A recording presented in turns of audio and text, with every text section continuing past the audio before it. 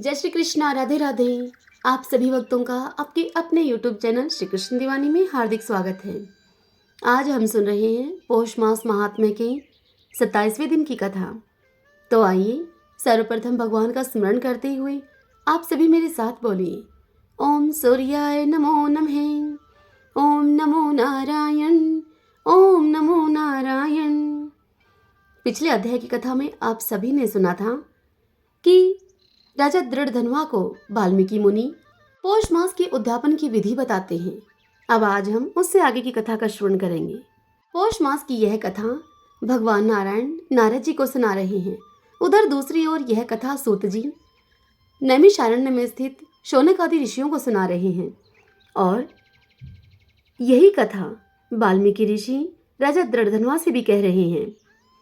नारायण भगवान नारद मुनि से सुनाते हुए यह कथा कहते हैं कि हे नारद, वाल्मीकि ऋषि इस प्रकार राजा दृढ़धनवा को उद्यापन की विधि बताकर उनसे आगे कहने लगे कि हे राजन, तेरा कल्याण हो। अब मैं पाप नाशनी सरयू की ओर जाता हूँ। यह सुनकर राजा आनंद युक्त होकर अपनी स्त्री के सहित वाल्मीकि ऋषि की पूजा करने लगा। ऋषि ने राजा की पूजा को अंगीकार किया। अंगीकार करना स्वीकार करने को कहा जाता है और उस राजा को आशीर्वाद दिया। तब सायंकाल हो जाने पर वाल्मीकि ऋषि वहां से चले गए। राजा भी वाल्मीकि ऋषि को उस नगर की सीमा तक पहुंचाकर अब अपने घर को आया और अपनी रानी गुण सुंदरी से कहने लगा। राजा दृढ़धनवा अपनी सुंदर रानी से बोला कि हे सुंदरी, राग द्वेष वाले गंधर्व नगर के समान इस असार संसार में मनुष्यों को क्या सुख है भला।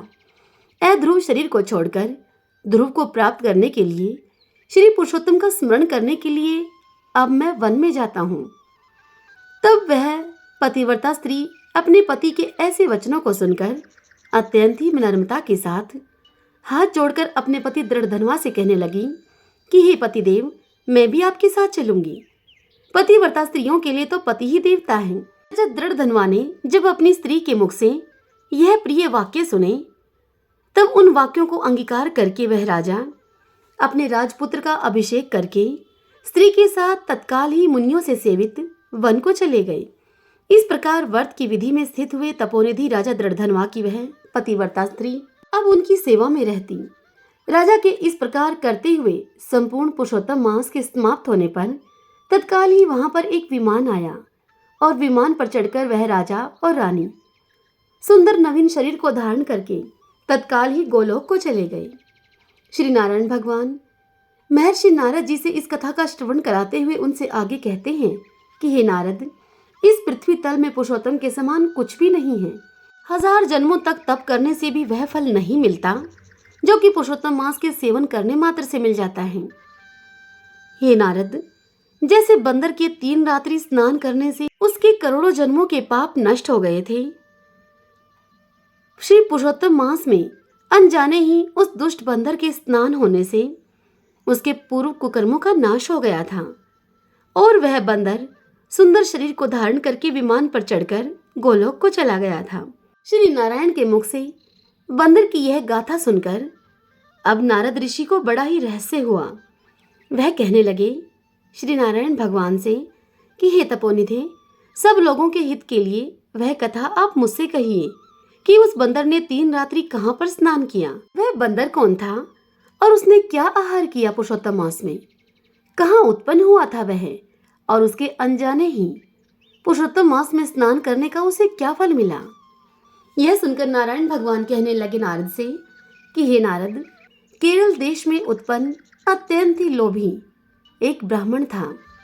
इस कर्म से लोक में वह लोभी होने के कारण कैदरे के नाम से विख्यात था। यद्यपि उसके पिता ने उसका चित्रशर्मा नाम रखा हुआ था, वह कभी भी कोई धार्मिक कृत्य नहीं करता था। एक वन में विचरण करने वाला माली उस कैदरे का, उस कंजूस ब्राह्मण का मित्र था।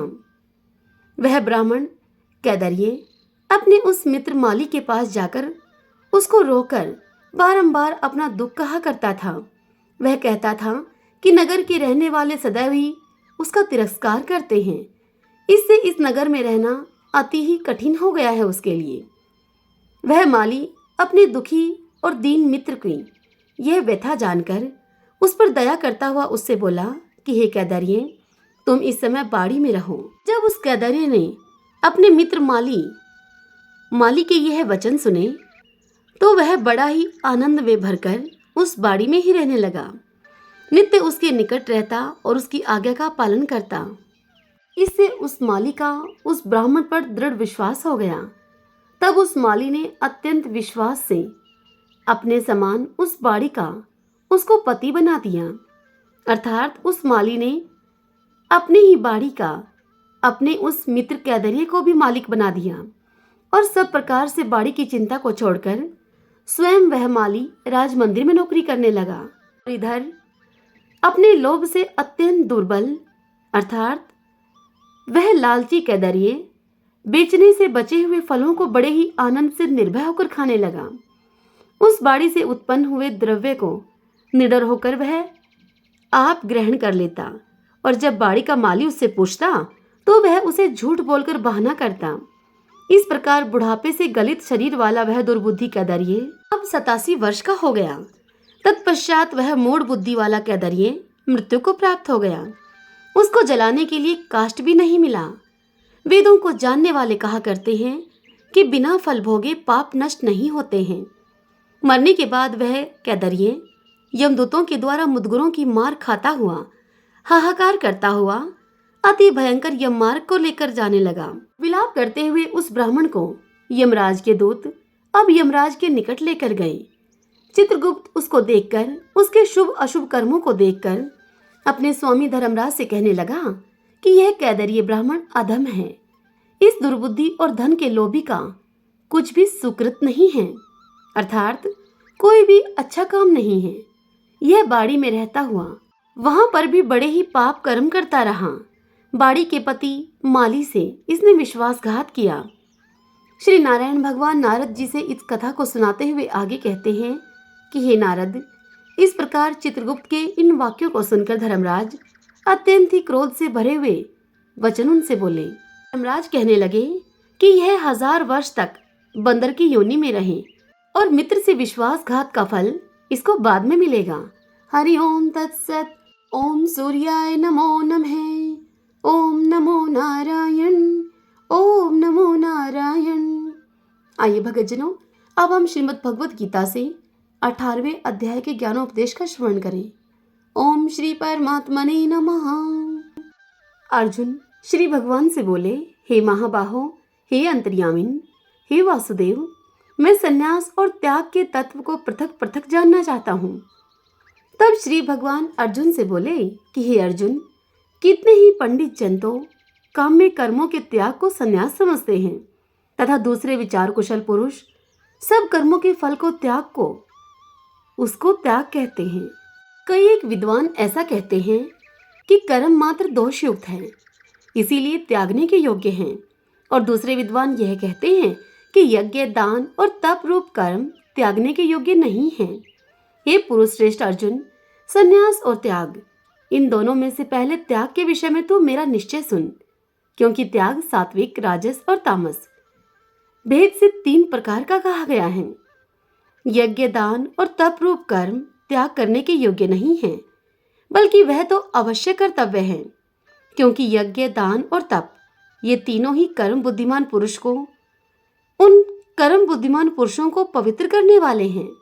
इसलिए हे पार्थ, इन यज्ञ, दान और तप रूप कर्मों को तथा और भी संपूर्ण कर्तव्य कर्मों को आसक्ति और फलों का त्याग करके अवश्य करना चाहिए।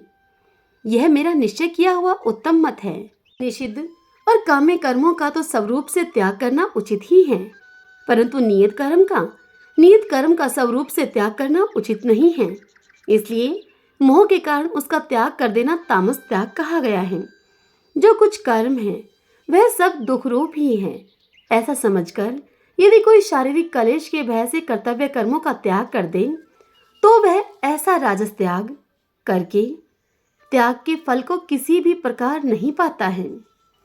हे अर्जुन, जो शास्त्र विहित कर्म करना कर्तव्य है, इसी भाव से आसक्ति और फल का त्याग करके किया जाता है, वही सात्विक त्याग माना गया है। जो मनुष्य अकुशल कर्म से द्वेष नहीं करता और कुशल कर्म में आसक्त नहीं होता। वह शुद्ध सत्वगुण से युक्त पुरुष संशय रहित, बुद्धिमान और सच्चा त्यागी है। क्योंकि शरीरधारी किसी भी मनुष्य के द्वारा संपूर्णता से सब कर्मों का त्याग किया जाना शक्य नहीं है। इसीलिए जो कर्मफल का त्यागी है वही त्यागी है, यह कहा जाता है। कर्म फल का त्याग न करने वाले मनुष्यों के कर्मों का तो अच्छा, बुरा और मिला हुआ ऐसे 3 प्रकार का फल मरने के बाद अवश्य होता है। किंतु कर्म फल का त्याग कर देने वाले मनुष्यों के कर्मों का फल किसी काल में भी नहीं होता। हे महाबाहो अर्जुन, संपूर्ण कर्मों की सिद्धि के ये 5 हेतु कर्मों का अंत करने के लिए उपाय बतलाने वाले सांख्य शास्त्र में बताए गए हैं। उनको अब तुम मुझसे भली भांति जान। इस विषय में अर्थात कर्मों की सिद्धि में अधिष्ठान और कर्ता तथा भिन्न भिन्न प्रकार के कारण एवं नाना प्रकार की अलग अलग चेष्टाएं और वैसे ही 5वां हेतु दैव है। मनुष्य मन, वाणी और शरीर से शास्त्र के अनुकूल अथवा विपरीत जो कुछ भी कर्म करता है उसके ये 5 कारण हैं। परंतु ऐसा होने पर जो मनुष्य अशुद्ध बुद्धि होने के कारण उन विषयों में यानी कि उन कर्मों के होने में केवल शुद्ध स्वरूप आत्मा को कर्ता समझता है, वह मलिन बुद्धि वाला अज्ञानी यथार्थ को नहीं समझता। जिस पुरुष के अंतःकरण में मैं करता हूँ ऐसा भाव नहीं है तथा जिसकी बुद्धि सांसारिक पदार्थों में और कर्मों में लिपायमान नहीं होती, वह पुरुष इन सब को मारकर भी वास्तव में न तो मरता है और न पाप से बंधता है। ज्ञाता, ज्ञान और ज्ञेय ये 3 प्रकार की कर्म प्रेरणा है और कर्ता, करण और क्रिया ये 3 प्रकार का कर्म संग्रह है। गुणों की संख्या करने वाले शास्त्र में ज्ञान और कर्म तथा कर्ता गुणों के भेद से 3-3 प्रकार के ही कहे गए हैं। उनको भी तू मुझसे भली भांति सुन। जिस ज्ञान से मनुष्य पृथक पृथक सब भूतों में एक अविनाशी परमात्मा भाव को विभाग रहित संभाव से स्थित देखता है, उस ज्ञान को तू सात्विक जान। किंतु जो ज्ञान अर्थात जिस ज्ञान के द्वारा मनुष्य संपूर्ण भूतों में भिन्न भिन्न प्रकार के नाना भावों को अलग अलग जानता है, उस ज्ञान को तू राजस जान। परंतु जो ज्ञान एक कार्य रूप शरीर में ही संपूर्ण के सदृश आसक्त है तथा जो बिना युक्ति वाला, तात्विक अर्थ से रहित और तुच्छ है, वह तामस कहा गया है। जो कर्म शास्त्र विधि से नियत किया हुआ और कर्तापन के अभिमान से रहित हो तथा फल न चाहने वाले पुरुष के द्वारा बिना ही राग द्वेष के किया गया हो, वह सात्विक कहा जाता है। परंतु जो कर्म बहुत परिश्रम से युक्त हो तथा भोगों को चाहने वाले पुरुष के द्वारा या अहंकार युक्त पुरुष के द्वारा किया जाता है, वह कर्म राजस कहा गया है। जो कर्म परिणाम, हानि, हिंसा और सामर्थ्य को न विचार करके केवल अज्ञान से आरंभ किया जाता है, वह तामस कहा जाता है। जो कर्ता संग रहित, अहंकार के वचन न बोलने वाला, धैर्य और उत्साह से युक्त तथा कार्य के सिद्ध होने और न होने में शोक और हर्ष आदि विकारों से रहित है, वह सात्विक कहा जाता है। जो कर्ता आसक्ति से युक्त, कर्मों के फल को चाहने वाला और लोभी है तथा दूसरों को कष्ट देने के स्वभाव वाला है, अशुद्ध आचारी है और हर शोक से लिप्त है, वह राजस कहा गया है। जो कर्ता अयुक्त, हिंसा से रहित, घमंडी, धूर्त और दूसरों की जीविका का नाश करने वाला है तथा शोक करने वाला है, आलसी और दीर्घसूत्री है, वह तामस कहा जाता है। हे धनंजय, अब तो बुद्धि का और धरती का भी गुणों के अनुसार 3 प्रकार का भेद तो मेरे द्वारा संपूर्णता से विभाग पूर्वक कहा जाने वाला सुन।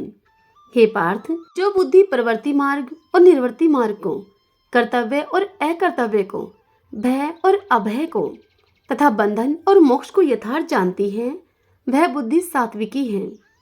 हे पार्थ, मनुष्य जिस बुद्धि के द्वारा धर्म और अधर्म को तथा कर्तव्य और अकर्तव्य को भी यथार्थ नहीं जानता, वह बुद्धि राजसी है। हे अर्जुन, जो तमोगुण से घिरी हुई बुद्धि अधर्म को भी यह धर्म है ऐसा मान लेती है तथा इसी प्रकार अन्य संपूर्ण पदार्थों को भी विपरीत मान लेती है, वह बुद्धि तामसी है। भगतजनों, भगवद गीता के इस अध्याय का शेष भाग कल हम अगली कथा के साथ सुनेंगे। हरे कृष्णा।